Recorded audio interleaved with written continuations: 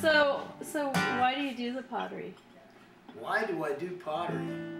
I do pottery for a lot of different reasons. It's kind of fun to play in the clay. Enjoy that. I like working for myself. And I like making stuff for other people that they like to look at. And I feel like I'm not really doing much harm to the world doing pottery. Could maybe make people happy with it.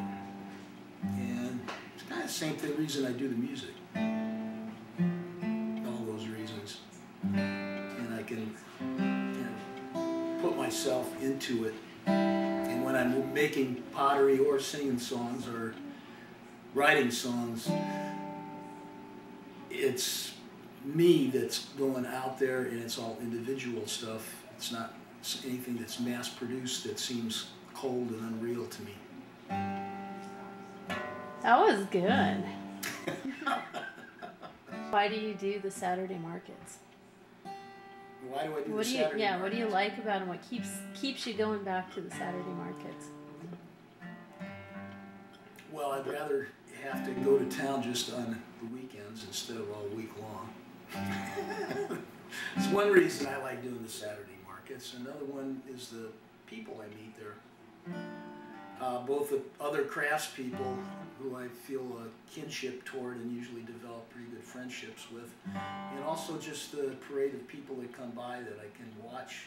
It's kind of fun that people watch, and especially the little kids that come by. They're really a lot of fun. How long have you been doing the Saturday markets? I've been doing the Saturday market since about 1970, I think, is whenever Eugene started. So you were one of the first hippies down there in Eugene at the first Saturday market down there? Yeah. I think the first got into it by making it to the first country fair in 1969, I think it was, or 68, one of those years. It was in Crow. So what did you do? So you were an artist before the Saturday markets and the country fair? For a little while. Okay. I worked some different jobs, and one of the jobs I worked at, I got a job working at a little wood shop, and that kind of showed me what it was like to be in business for yourself, because I was one of a couple employees there, and wound up having a lot of responsibility, and then I made a big mistake, and I wound up working for free for a while. He eventually paid me back, but part of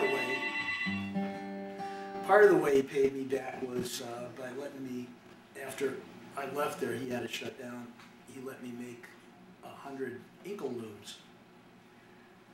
And I started off my craft career by selling inkle looms, which can weave a belt. It's a little bitty loom about this big, and you can weave a belt. And I got pretty good at it. I can make a belt in 20 minutes or so.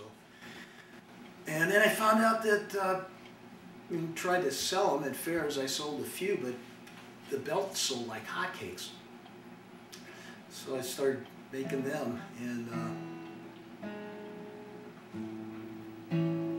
sold them at, had to go back down to California for a little while, and I had redwood pole that I tied the belts on. I'd walk up and down the beach, people would grab me and buy them. Okay, so that was my next question, is how did you survive as an artist before there were Saturday markets?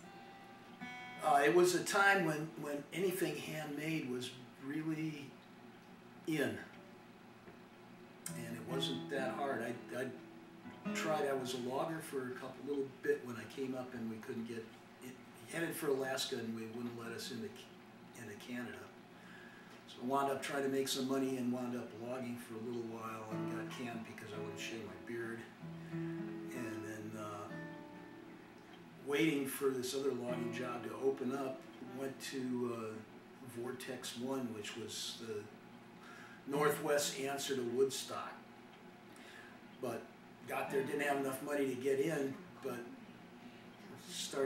just sat down in front of the gate and thought, well, maybe we can sell some belts and then make enough money to go in. So we sat down there, and pretty soon there was a line about 50 people long waiting for us and telling us what colors they wanted their belts. So we wove our little butts off for 2 or 3 days and watched where there were also a bunch of people there trying to sneak in, and they'd go try this way and that way and come back and couldn't get in. And then we noticed who didn't come back and where they went, so we finally snuck into the show.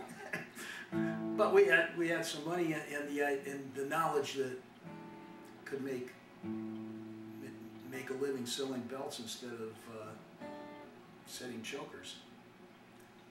So just did that from then on, and then got into doing leather, making wallets and key rings. And then when we finally settled down, got a place here in Summit, got into doing pottery. That's a great story.